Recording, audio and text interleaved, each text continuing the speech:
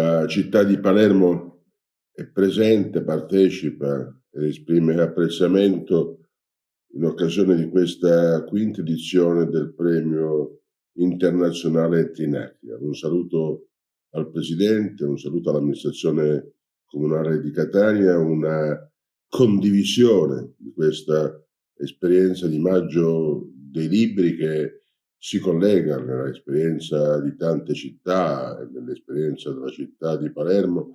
nel patto di lettura, nell'organizzazione ogni anno della straordinaria Via dei Librai, che si accompagna e si intreccia con un'altra straordinaria iniziativa, la Marina dei Libri, e ancora il Festival delle Letterature Migranti, unito tutto questo alla presenza costante del libro nella nostra biblioteca dedicata a Leonardo Sciascia, così come le tante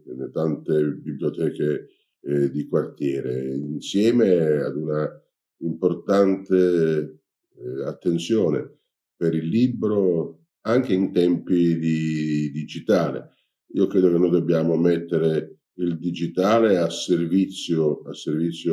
della cultura, evitando che sia invece la cultura a servizio del digitale. Si aprono certamente spazi nuovi e soprattutto una particolare menzione va fatta a questa scelta del taglio autobiografico che mi coglie sicuramente sensibile, essendo io autore prevalentemente in lingua tedesca di numerosi libri autobiografici, l'ultimo dei quali ho presentato in persona, in presenza, con Moni Ovadia e in via digitale con Alan Friedman, perché c'è stato il passaggio in occasione di questa pubblicazione al mio primo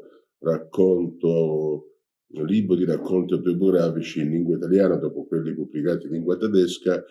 che si è intrecciato con il passaggio dal pre-virus alla fase 1. Ecco la ragione per la quale io credo che questa iniziativa in collegamento